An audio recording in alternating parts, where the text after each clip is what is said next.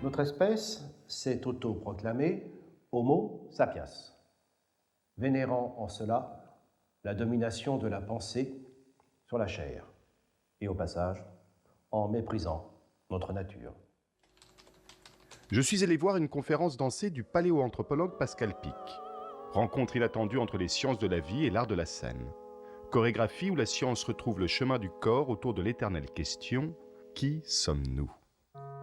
Notre corps s'est modelé au travers d'une multitude de corps ancestraux, au travers de péripéties à peine imaginables et sur des durées inconcevables. Il a gardé la mémoire de cette magnifique histoire qui ne s'est jouée qu'une fois et qui ne se rejouera nulle part ailleurs, que ce soit dans le temps ou dans l'espace.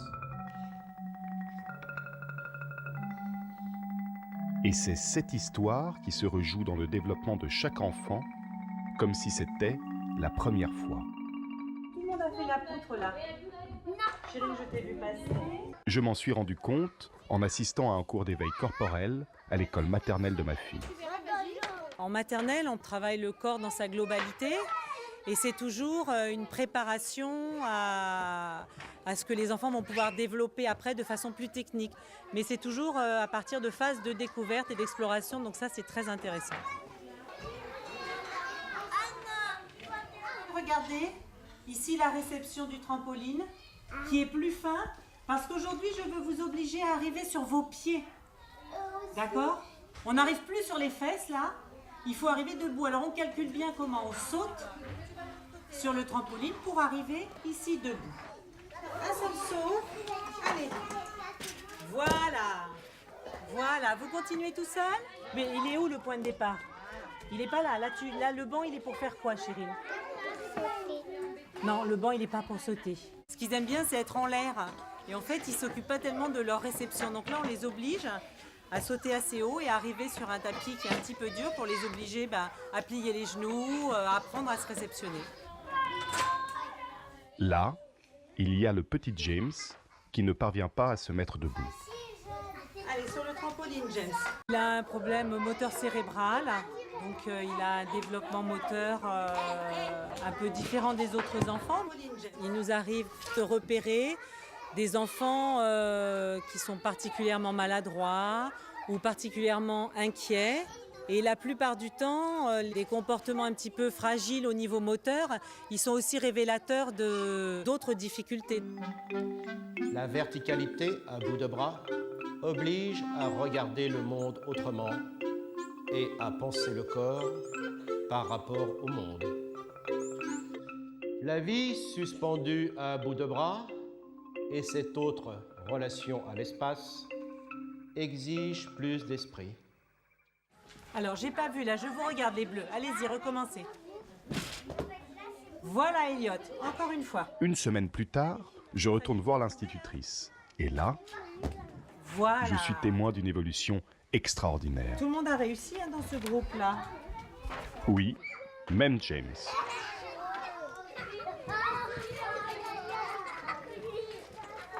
Voilà, James, debout. C'était bien. Et la prochaine fois, James, écoute-moi. Là, tu as réussi à bien sauter. Tu as réussi à atterrir sur le tapis debout. La prochaine fois, tu essayes de t'arrêter. Et là, il a fait beaucoup de progrès. Il arrive même debout. Donc, la prochaine étape, c'est d'arriver encore à une plus grande maîtrise de son corps, à arriver à une réception statique, ce qui est vraiment difficile pour eux. Là, je leur demande quelque chose de très difficile. Vas-y, Marc. Vas-y, James. Regarde ce que tu fais. Voilà. Et sur le tapis. Et tu t'arrêtes, très bien. J'ai l'impression de manquer un peu de créneaux horaires. On est une école où il y a 8 classes et c'est vrai que parfois on a un petit peu du mal à s'organiser pour pouvoir faire au moins une demi-heure par jour de motricité. Mais c'est sûr qu'on n'a pas les équipements suffisants. Il faudrait au moins 2 salles ici.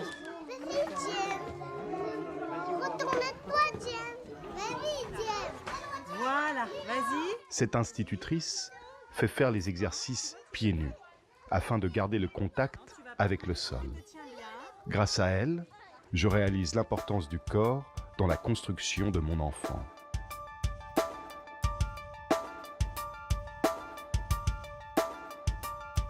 À l'école, quand j'étais gosse, on me parlait plus de l'anatomie de l'écureuil que de la mienne.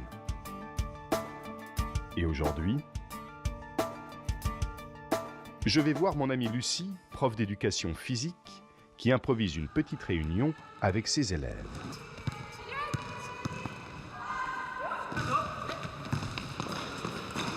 Au début, l'EPS, c'est... C'est plutôt une matière qui est obligatoire, parce que il n'y a pas de parce que pour moi, c'est une matière obligatoire, c'est tout. En fait, pour moi, le PS, c'est on s'amuse en équipe. Là, c'est plus du divertissement que du travail. C'est la matière où on fait un peu n'importe quoi. Pourtant, en y réfléchissant un petit peu, je trouve que c'est un bon moyen d'entretenir son corps, vu qu'il y en a qui font pas de sport à l'extérieur de l'établissement.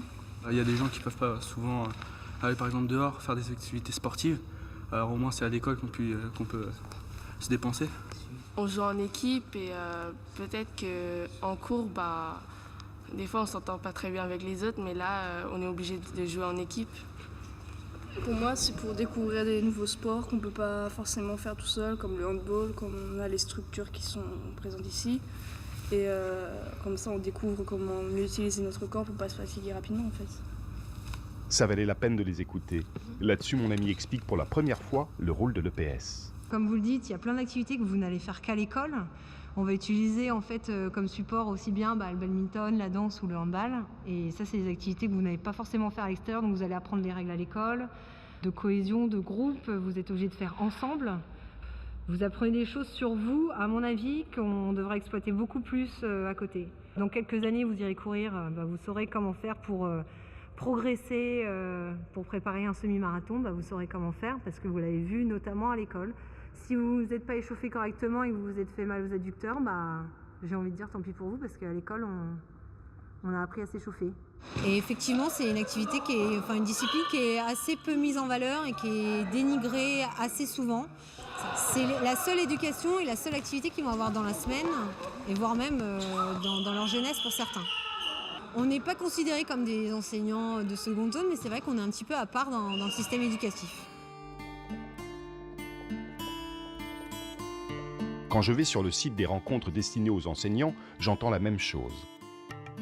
Dans les années 60-70, je faisais partie de ces cancres qui n'étaient pas capables, d'après les conseillers d'orientation, de faire des humanités, comme on disait.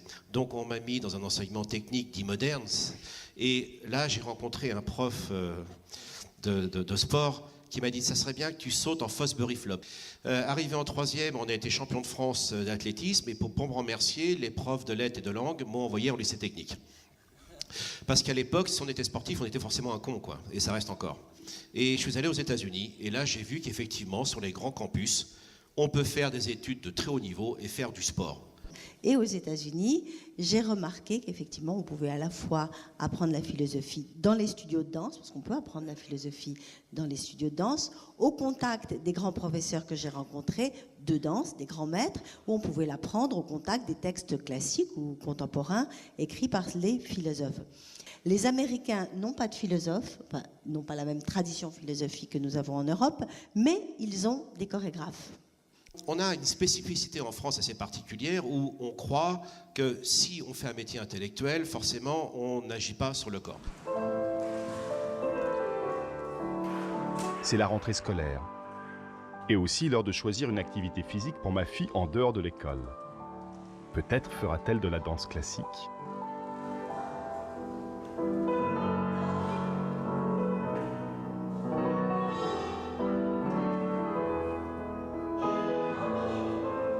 Je fais de la danse depuis que je crois que j'ai commencé à 5 ans. Puis quand on est petit, souvent on a envie de danser, c'est un rêve de petite fille plus qu'autre chose, je pense. Ma mère, dès 3 ans, elle a voulu m'inscrire et c'est devenu une vraie passion en fait.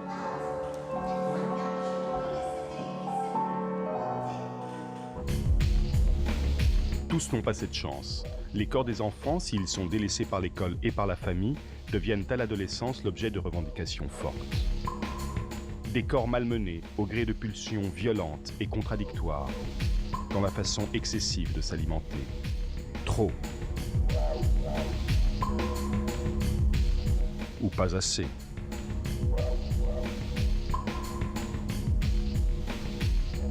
Dans la façon excessive de faire du sport. Trop. Ou pas assez. Jusqu'à imaginer une humanité qui demain ne tiendra plus debout.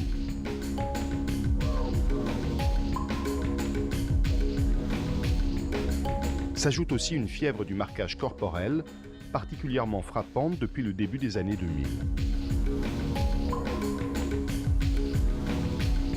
Regarde, ça c'est mon dentiste. Ça s'arrête aux manches, tu vois, ça se voit pas quand il bosse, quoi, tu vois.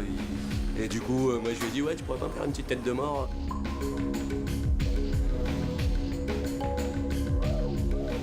En France, au moins un ado sur 5 a un tatouage ou un piercing.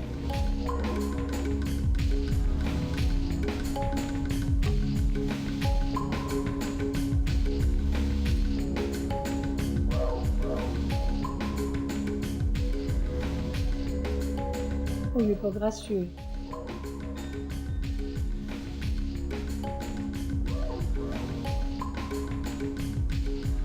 Ça va à la mairie, ça. Oui, ça c'est tout arabiscoté. La vie change, hein. Ah oui, ah oui. J'ai montré ces images à Jeannette et Roger. Si loin dans leur campagne, ils n'imaginaient pas. Et Jeannette, qui écoute tous les jours France Culture, a été sidérée d'apprendre que son PDG s'exhibait aussi. C'est fou, hein? C'est fou.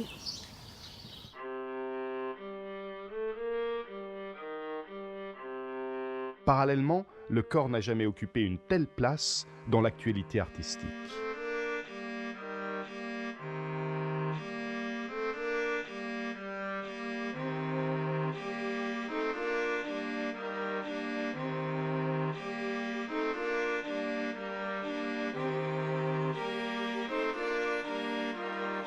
L'exposition Our Body fait polémique. Atteinte au corps, au respect des morts, intérêt médical, voyeurisme macabre, tous les avis coexistent. Mais le fait que ce soit des vrais corps, ça ne vous choque pas? Non, au contraire, ça fait plus réaliste. Vous pensez que ça n'est pas du voyeurisme, vous, monsieur? Le fait que ce soit des vrais corps, ça vous paraît pas quand même morbide? C'est du voyeurisme un peu morbide? On s'habitue vite, très vite, au progrès de la chirurgie esthétique. Et on ne réagit plus aux multiples recherches qui visent à augmenter le corps humain par des moyens technologiques.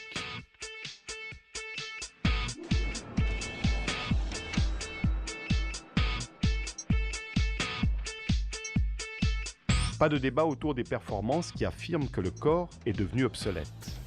Pour Stellark, l'esprit n'a plus besoin du corps.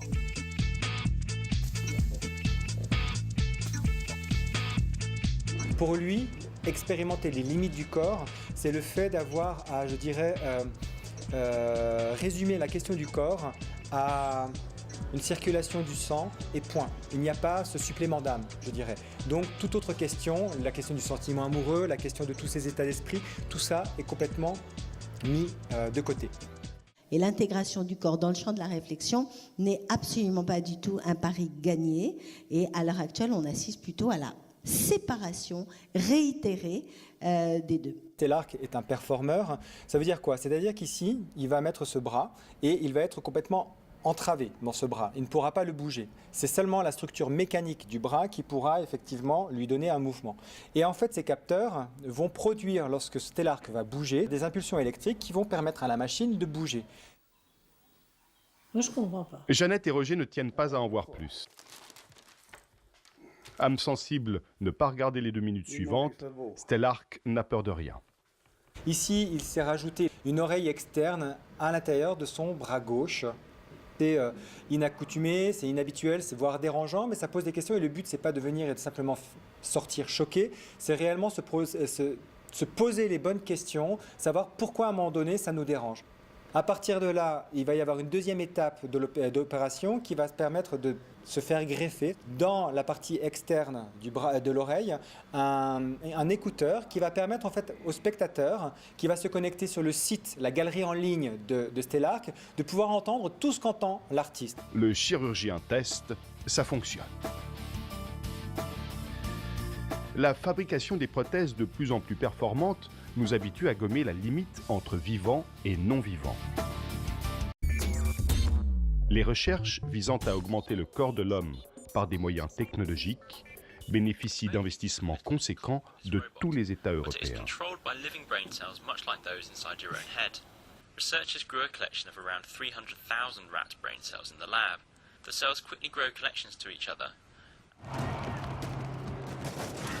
Toujours plus vite, toujours plus fort, l'idéal du cyborg est officiellement soutenu par les grandes puissances.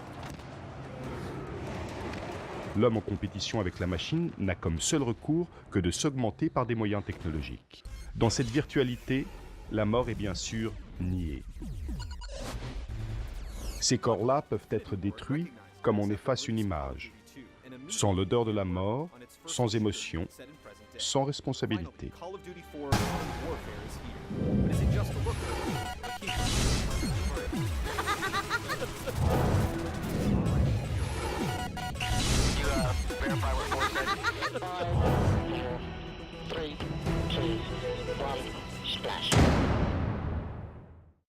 Alors, une histoire possible du corps et de l'esprit est-elle imaginable?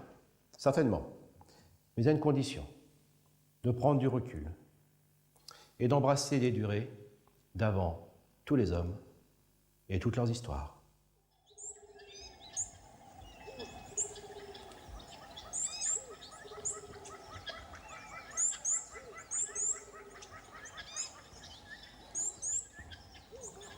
Pourquoi en est-on arrivé là?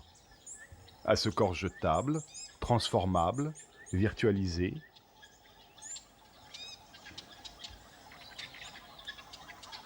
En 2010, le corps humain fait encore peur?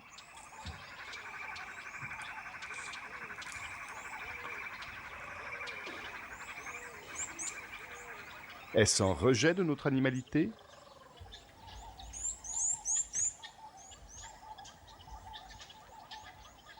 Et un jour, je me promène et je rentre chez un libraire et je lui demande « Est-ce que vous auriez des livres sur la danse ?»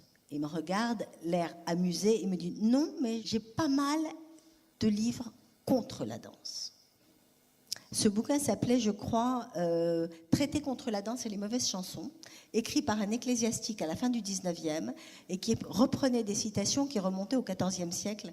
Non seulement la danse hérite de cette histoire-là, mais le corps, je dirais le rapport au corps, cette fameuse séparation donc liée bien sûr entre autres à la religion judéo-chrétienne, je dis judéo-chrétienne, pas simplement chrétienne, produit effectivement une sorte de plus que de méfiance, de haine et de jugement a priori sur la manière dont les êtres humains qui tenteraient de pousser plus loin l'expression corporelle, la manière dont ils ont sans doute conclu un pacte avec Satan, parce que c'est vraiment ce dont il s'agissait.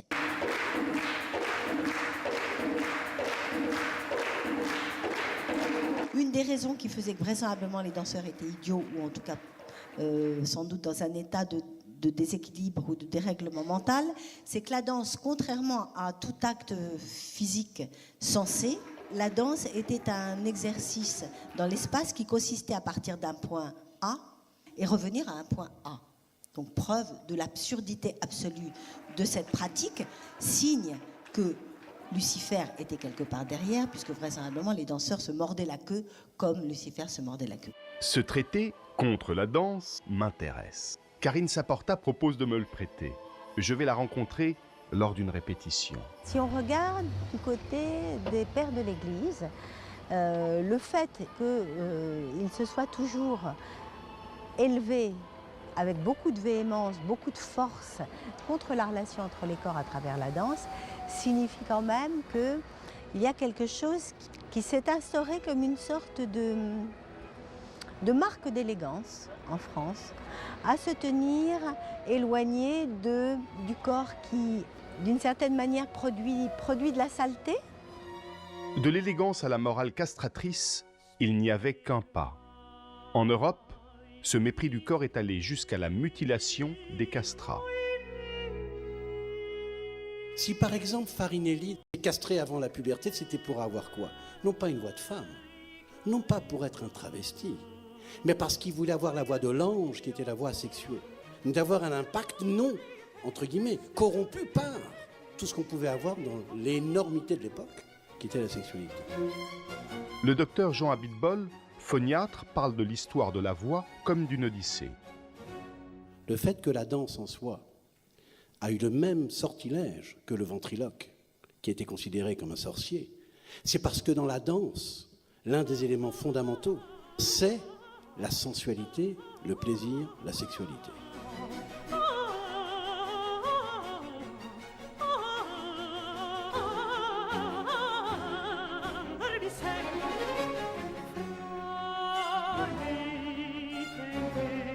Tout ça s'est mis en place à l'époque de Louis XIV. Et là où c'est intéressant, c'est que commence aussi la grande école d'équitation. Le corps des hommes bipèdes et le corps des chevaux quadrupèdes sont considérés comme des machines qui sont soumises à l'autorité du chorégraphe ou à l'autorité du dresseur de cheval, sans qu'on se préoccupe de ce qui se passe dans la machine. Ma fille pourra-t-elle vivre son corps en toute liberté ou devra-t-elle apprendre à le dresser? On ne peut pas enseigner sans le contact humain. On ne peut pas enseigner en se téléportant à distance, en mettant des ordinateurs dans les classes et un professeur virtuel, je ne sais où. Qu'en pense ce psychiatre qui, lui, se préoccupe beaucoup de ce qui se passe dans la machine?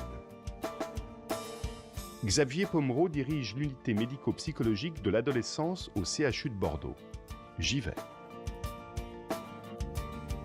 Durant le voyage, je repense aux paroles de Karine Saporta et du docteur Abitbol. Ce rejet du corps par la religion nous a laissé des traces.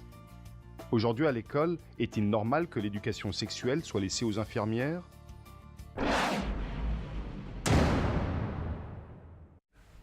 C'est vrai que l'infirmière scolaire est une personne très bien placée pour parler de choses un peu intimes. Et évidemment, la sexualité, le champ de la sexualité, c'est un domaine assez intime. C'est vrai que le grand problème qu'elles vont rencontrer, c'est, sous couvert de faire de la prévention, d'être tentées de faire surtout des messages d'alerte sur les dangers de telle ou telle pratique, de telle ou telle conduite, etc. Attention, fais pas ci, fais pas ça, sinon ceci, cela. Plutôt que de discuter un peu librement sur qu'est-ce qui est compliqué dans la gestion de la sexualité à l'adolescence.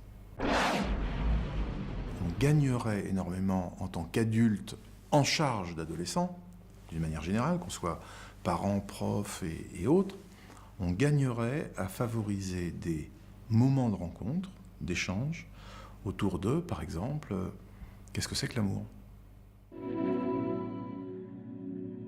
L'amour, le cœur, les émotions, tout ce que l'anorexie tend à effacer. On ne connaît pas toutes les clés qui conduisent à cette horrible maladie. Ce qui fonde un humain qui mange à peu près correctement, c'est de faire lien entre son corps, son cœur, l'affectivité, et sa pensée, la raison. Quand il y a une désarticulation entre le corps, le cœur et la pensée, il y a le risque, comme ça s'observe dans l'anorexie, de voir la pensée occuper le terrain au détriment du corps pour faire disparaître les problèmes de cœur. Que dans l'anorexie, c'est la pensée qui prend le contrôle et la maîtrise, la pensée, donc la croyance. C'est-à-dire que pour un certain nombre de personnes mystiques, le fait de se débarrasser de ce corps impur, dégoûtant, de ces chairs qui ne font que des commerces vulgaire et vil, en s'en débarrassant, évidemment, on a l'illusion ou l'impression de monter en pureté. Et du coup, grâce à cette quête de l'épure, de rejoindre Dieu si c'est un Dieu auquel on croit. Le génie des adolescents, c'est d'être tellement embarrassés par les mots MOTS que eux, ils produisent tout le temps des actes qui ont une très forte valeur ajoutée symbolique. Alors, si nous, on veut répondre ou entraîner les jeunes à penser, il faut que nous nous appuyions au maximum sur des gestes, des actes, des situations très tangibles, très réelles, mais à forte valeur ajoutée symbolique, pour les aider effectivement à progresser. Aux étages des malades, les architectes ont formalisé cette pathologie en montrant ce passage allant de l'obscurité vers la lumière. À gauche, le couloir peu éclairé pour les chambres où les malades restent enfermés dans leur corps. Au centre, le poste des soignants où elles lâchent. À droite, les lieux de rencontre avec leur famille où les fenêtres laissent rentrer toute la lumière et où elles mettent enfin des mots sur leur souffrance.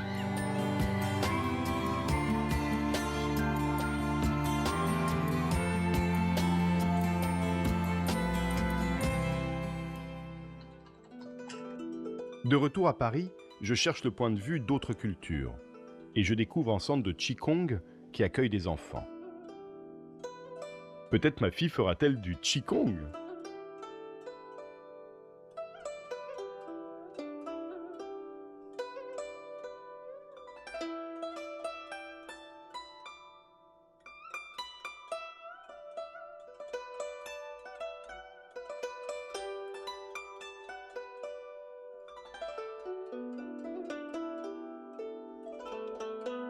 Aujourd'hui, dans notre monde contemporain et occidental, on dissocie complètement le mental, l'activité psychique, de la notion du corps, de ses pulsions, de ses instincts, de ses désirs. Et pour l'enfant, c'est un vrai problème, puisque l'enfant est agité par des pulsions qu'il ne contrôle pas, qu'il a envie d'extérioriser, qu'il a envie de vivre. Et l'éducation va lui inculquer tout un système qui passe d'abord par le mental, et il n'y aura que de moins en moins de place pour ses pulsions, pour ses instincts. On ne lui apprendra qu'à les contrôler. Dans la culture chinoise, on a toujours considéré que le corps est le support de toute notre vitalité, autant biologique et physique que psychique, voire spirituelle.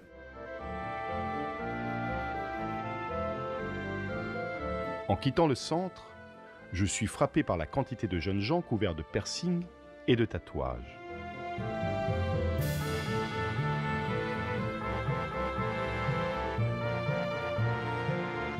Ma fille développe déjà une véritable dépendance au tatouage malabar. Est-ce que cela commence par là ? Non, je rigole. Je crois qu'une des choses dont il faut qu'on ait bien conscience, c'est qu'on est dans une société de l'apparence, dans une société de l'image, et que ce qui se voit fait identité. Donc évidemment qu'à partir du moment où on peut aller s'incruster des trucs dans la peau, ça va signifier quelque chose au niveau de l'identité.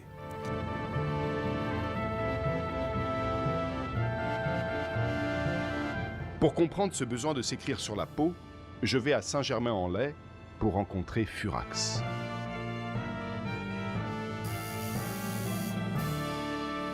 Moi j'ai toujours travaillé, j'ai jamais été au chômage, je paye mes impôts comme tout le monde, je fume pas, je bois pas. Là, comme je suis en ce moment, c'est comme je voulais être. J'aime la transformation physique, j'aime le fait d'avoir le corps que j'ai envie d'avoir. Et j'aime le fait aussi qu'à partir du moment où j'ai ça, ça me met des barrières, ça m'a fermé des portes. Moi au départ je suis commercial de métier, donc ça aide pas. Mais je fais mes preuves au travail autrement en fait. Et à partir du moment où on me considère pour mon travail. Et là après par contre ça change de façon de voir les choses. L'adolescent qui va plutôt bien, il a plutôt envie lui d'afficher quelque chose qui l'embellit plutôt que de quelque chose qui fait peur.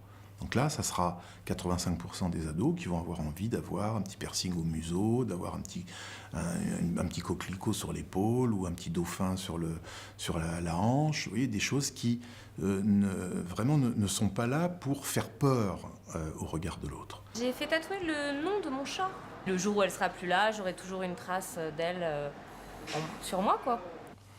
Et puis il y a ceux qui sont tellement mal avec eux-mêmes qu'ils vont avoir besoin, ceux-là, d'aller multiplier les signes qui viendraient dire à l'autre « Attention, t'approche pas ».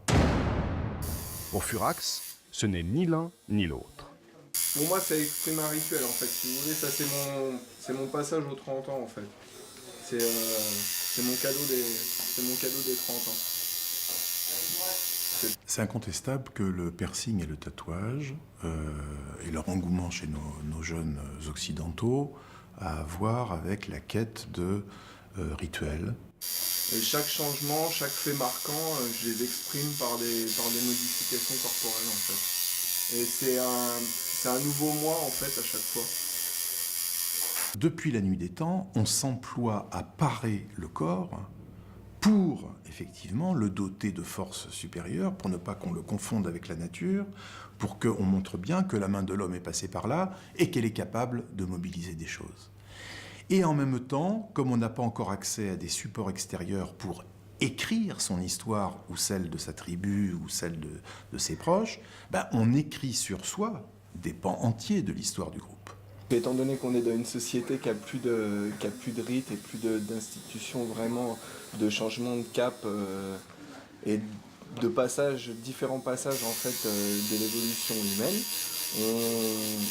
mon épouse et moi, on fonctionne en fait comme dans les tribus et dans toutes ces institutions-là, c'est-à-dire qu'on s'instaure nos propres rituels de vie et nos propres passages à différents caps de vie en fait, c'est-à-dire pour notre mariage, pour les changements de dizaines, les rentrées dans certaines étapes de notre vie importantes en fait. À chaque étape, on modifie quelque chose sur nous-mêmes en fait.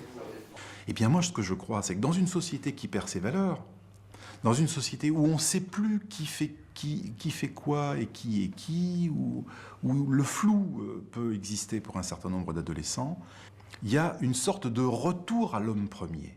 Puisque je suis dans l'embrouille totale, puisque je ne comprends plus qui je suis et où je vais, je commence par me le réécrire sur moi-même pour savoir davantage qui je suis.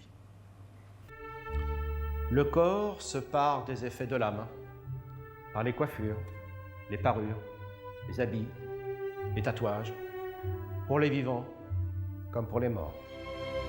Parfois je doute, cet homme, Homo sapiens sapiens, est-il devant ou derrière nous? Nous travaillions 120 000 heures au siècle dernier. Nous travaillons aujourd'hui 65 000 heures en moyenne.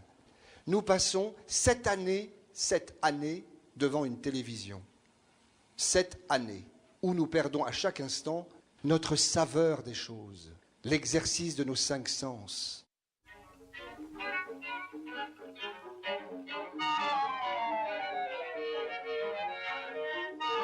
Je suis métallo chez Citroën. Depuis les congés payés, on a droit à un bol d'air. Partons joyeux à l'aventure. Il paraît loin le discours de Léo Lagrange, sous-secrétaire d'État à la jeunesse et aux loisirs sous le Front populaire. Il voulait que la jeunesse trouve dans la pratique des sports la joie et la santé.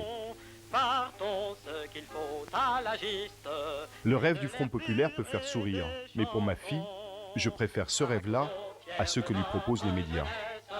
Et c'est à travers cette individuation-là, c'est-à-dire la capacité à ressentir, à exister à nouveau, et non pas seulement à subsister, que nous pourrons nous réapproprier ce que nous sommes, c'est-à-dire des humains ressentants, et non pas des clients en train de chercher à vendre quelque chose à l'autre pour la servir, pour lui faire consommer quelque chose.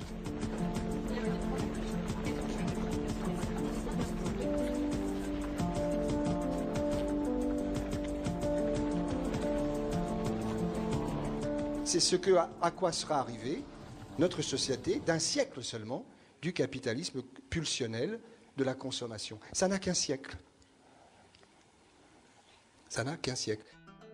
En fait, mon but est d'accompagner ma fille pour que son évolution ne ressemble pas à celle-ci, ni à celle-là.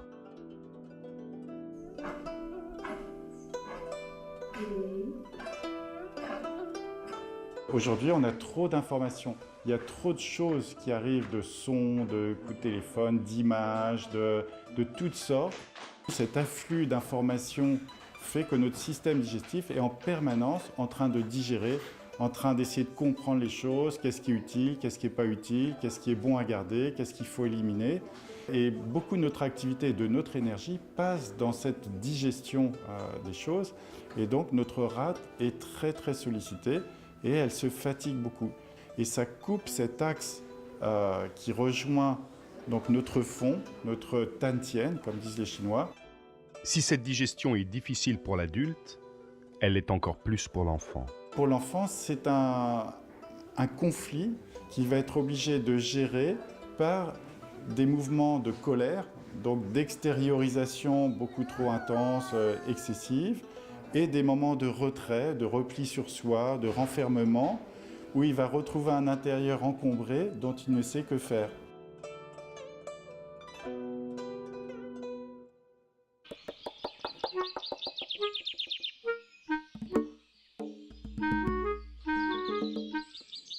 Je viens d'accompagner ma fille à un spectacle de marionnettes inspiré par un enfant sauvage découvert dans les forêts de l'Aveyron en 1798.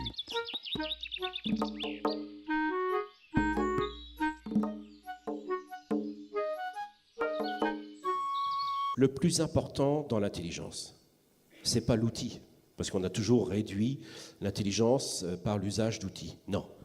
Le plus important, c'est le rapport avec les autres. Et par où ça passe? Eh bien, le corps et la voix, une fois de plus.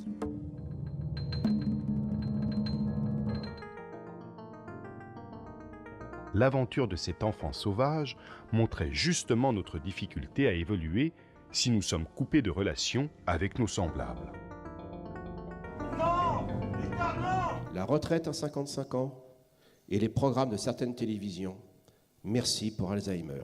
Je ne plaisante pas du tout. Il faut savoir qu'entre les personnes qui ont une vie active à tous les égards et celles qui n'en ont pas, la moyenne d'entrée dans l'Alzheimer en termes de probabilité, c'est de 15 ans.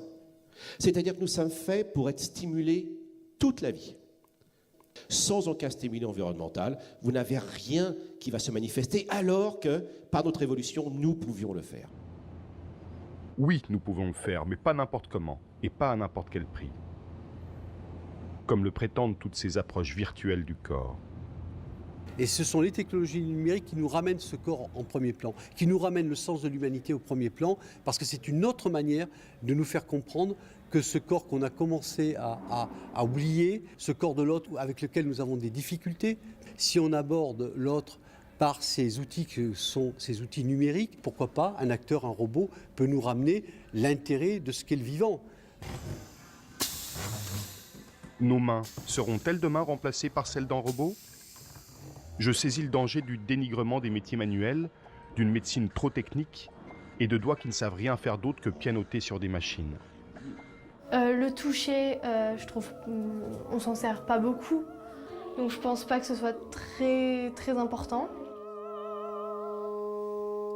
Nos mains chantées par les poètes, ces mains qui caressent, soignent, modèlent, créent et construisent. Ces mains-là viennent de très loin.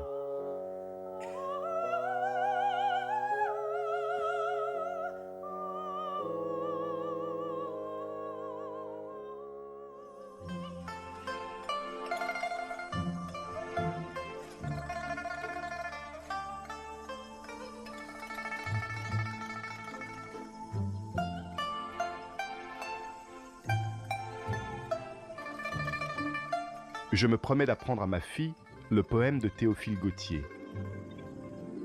Chez un sculpteur moulé en plâtre, j'ai vu l'autre jour une main d'Aspasie ou de Cléopâtre, pur fragment d'un chef-d'œuvre humain.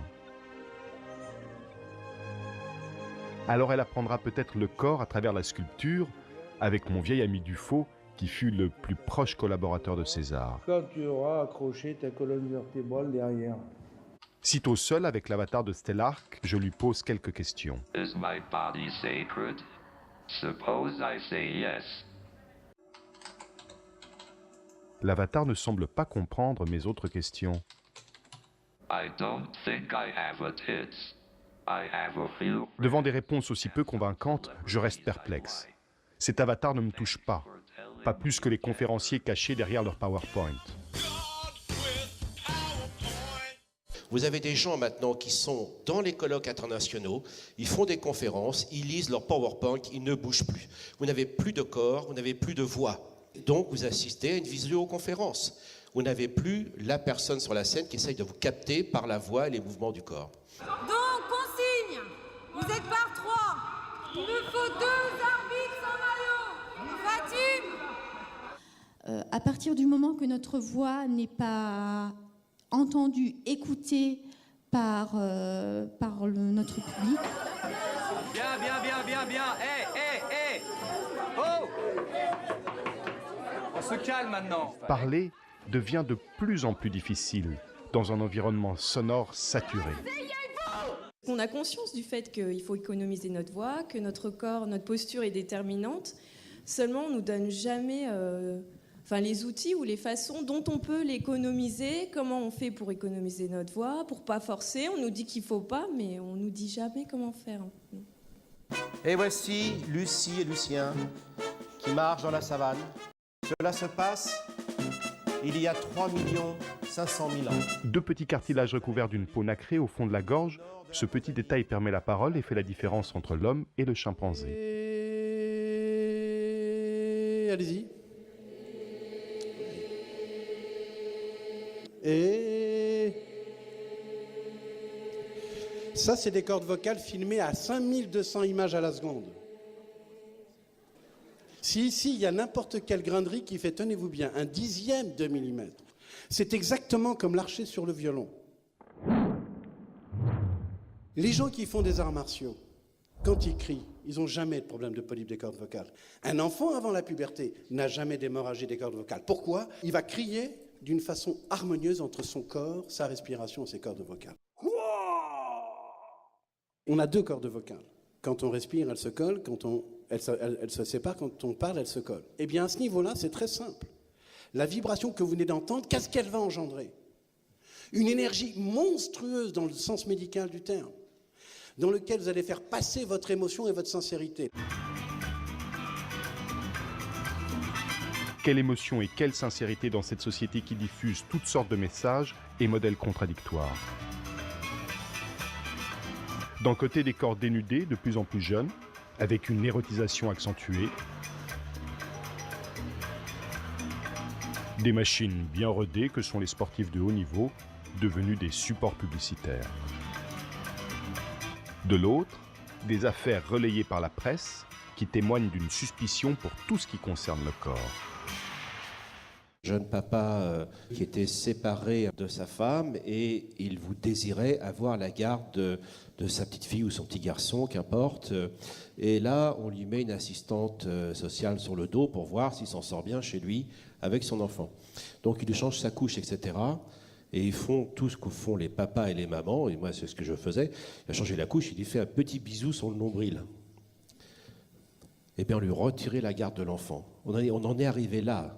C'est quand même délirant d'en arriver là, d'une telle suspicion du corps et de ses messages. Depuis le début des années 2000, on voit progresser, se développer dans la danse, un courant qu'on appelle celui de la non-danse, dans la création chorégraphique. Donc je me dis, il se passe à nouveau quelque chose d'une suspicion vis-à-vis du corps et de l'expression par le corps dans le champ même de l'expression chorégraphique. Je recherche toujours une activité corporelle pour ma fille. Je vais voir le centre d'animation de mon quartier. Quand j'observe ces enfants, je comprends que le corps n'est pas un élément neutre des apprentissages. J'ai l'impression qu'ici, on ne pousse pas à la compétition. Il y a des parents en effet qui ont plus une volonté de performance, d'ailleurs dans l'éducation, que ce soit dans le loisir ou à l'école. On parle avec eux de notre travail, de tout l'intérêt de l'exploration corporelle, de laisser un espace libre sans pression de résultats et dans l'épanouissement de l'enfant. C'est un endroit de plaisir et de loisir. Et si vraiment les parents ne vont pas dans notre sens, on les oriente vers d'autres structures type conservatoire avec des examens de fin d'année, des notations. Nous, on est plus dans un acte social au sein des centres. C'est vraiment la danse est plus considérée comme un acte social que comme une technique pure et dure. Ce qui compte le plus pour l'enfant aujourd'hui, c'est d'avoir des perceptions de son corps. Et le fait de le masser, de lui permettre de sentir son corps, équilibre automatiquement le système nerveux, puisque l'aspect sensitif, neurosensoriel, va équilibrer l'influx nerveux, l'influx tonique, et donc va lui permettre de se calmer. J'ai eu une année un enfant qui était très agité, avait du mal à se recentrer sur lui. Il s'est trouvé que cet enfant en fait était avéré surdoué, alors qu'il était en échec scolaire à l'extérieur. Ça marchait pas du tout, quoi. Donc c'est par peut-être le biais du corps qu'on a pu détecter des choses, et surtout par le biais du corps qu'il y a des choses qui se sont libérées dans la tête et qu'il a pu s'exprimer, qu'on a pu se rendre compte en effet qu'il allait beaucoup plus loin que ce qu'on pensait, il allait bien plus loin que certains enfants. Il est beaucoup question d'investissement en ce moment quand on parle de sport de haut niveau et que vous rencontrez les politiques en charge de vous donner ou non des subventions, ils vous disent combien ça va me coûter et qu'est-ce que je vais récupérer à la sortie. Donc si on pouvait déceler dans la population de jeunes pratiquants les sujets les plus doués, on se déterminerait plus facilement à investir sur cela au détriment des autres. Si j'oublie toute forme de compétition pour ma fille, cela l'aidera-t-elle à s'épanouir sur tous les plans ? Avec ce rythme dans la peau, j'ai l'impression qu'elle ne pourra jamais considérer son corps comme une machine. Au début du XXe siècle, quelques spécialistes en sciences humaines, en psychiatrie en particulier, nous ont expliqué que le corps et l'esprit, c'était les deux faces d'un même plan, mais c'était surtout d'un même plan. Le corps n'est pas soumis à l'esprit, pas plus que l'inverse. Vous savez qu'on dit, lorsqu'on a appris à monter à bicyclette, on n'a plus besoin de réapprendre. Eh bien ça, c'est pas dans votre mémoire, c'est pas dans votre cerveau. C'est des choses qui sont parfaitement intégrées, ce qu'on ignore actuellement dans l'interface entre le corps et l'esprit. Si on ne sait pas monter en vélo, on se casse la gueule. Le corps est mort, on ne sait pas comment ça fonctionne. Quand on fait de la figure comme ça, c'est plus viscéral que mental. Ça ne veut pas dire qu'on ne réfléchit pas, mais c'est complètement viscéral. Je pense que ma mémoire et mon intelligence se trouvent un peu partout dans le corps. Parce que c'est vrai que quand on a une blessure, on s'en souvient. Je pense que la mémoire, ça doit être un petit peu partout en fait. Quand on fait de la danse, justement, son corps apprend à faire certains gestes. Et à force, il suffit de penser à le geste plutôt qu'à penser aux muscles qui doivent faire ça. Le rythme, qui est perçu comme quelque chose d'extrêmement primitif, si je puis dire, pour moi est aussi quelque chose lié à l'arithmétique, aux mathématiques. Et le meilleur exemple que je pourrais donner de la réconciliation nécessaire entre le monde de la forme, le monde des chiffres et le monde de la pulsion. Quand on apprend la salsa, quand on apprend toutes les danses latino qui ont l'air comme ça d'être naturelles, en fait la première chose qu'on apprend, c'est à suspendre le cadre, c'est à faire 1, 2, 3, 1, 1, 2, 3, 1 par exemple. Donc le plaisir du rythme qui paraît si naturel et si pulsionnel est lié aussi effectivement à un respect de certaines formes, y compris des formes algébriques. Incroyable. Et malheureusement, il n'y a pas encore beaucoup d'écoute de la part des institutions sur ce que peuvent apporter des techniques qui globalisent cette relation entre corps, esprit, entre psychique et physique, et surtout entre soi et les autres. On oppose souvent le fond et la forme, et je crois que le respect de la forme va avec un respect de la vie. C'est un peu comme si on disait qu'on pouvait boire du vin sans verre. Le fond, la forme, l'intérieur et l'extérieur.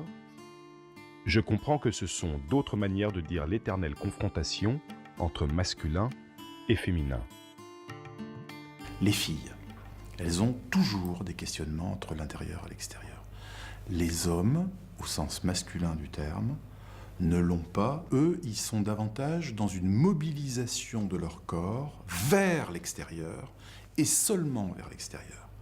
Ils vont exploser à la face des autres, ils vont projeter à la face des autres des choses, mais ils vont rarement avoir cette espèce d'interrogation de qu'est-ce qui fait le passage entre le dedans et le dehors.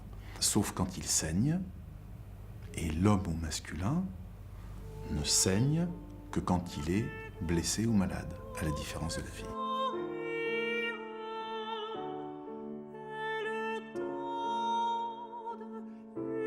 Dans une société de la virtualité, à travers les nouvelles technologies, on est en quête de sensations. Et nos jeunes, c'est ce qu'ils cherchent dans les jeux vidéo, c'est des sensations. Ils abattent un maximum de personnages en un minimum de temps pour obtenir des espèces de sensations. C'est la primauté à la sensation par rapport à l'émotion, comme si tout ce qui allait bouleverser, chambouler, mobiliser les affects, l'affectivité, ça n'allait pas être bon pour les enfants. Et on confond ce bouleversement des affects avec ce qu'on appelle des horreurs ou ce qu'on appelle encore plus prosaïquement de la violence. Alors, exemple, le conte de Blanche-Neige. Le conte de Blanche-Neige, dans la version début du XXIe siècle, hyper édulcorée, pour surtout pas traumatiser les petits-enfants, ça se termine par le prince charmant emmène la Blanche-Neige et ils eurent beaucoup d'enfants.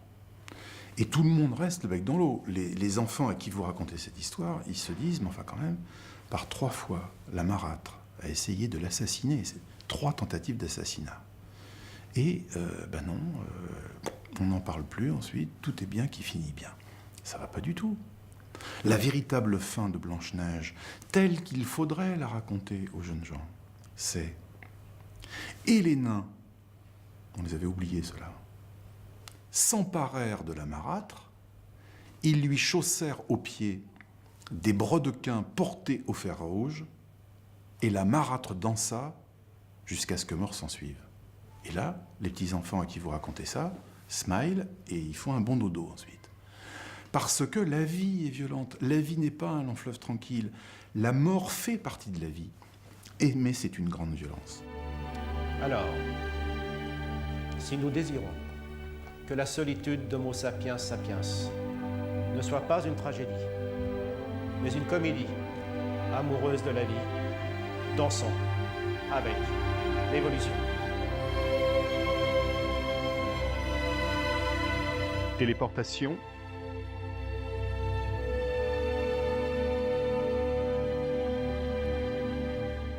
Clonage.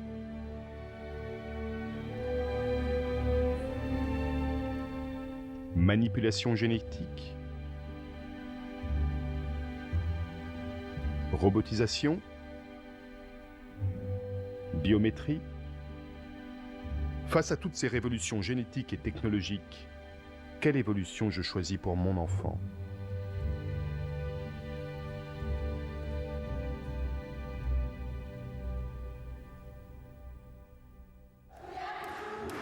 Pour ma part, c'est décidé. Cette année, j'inscris ma fille à un cours de danse africaine.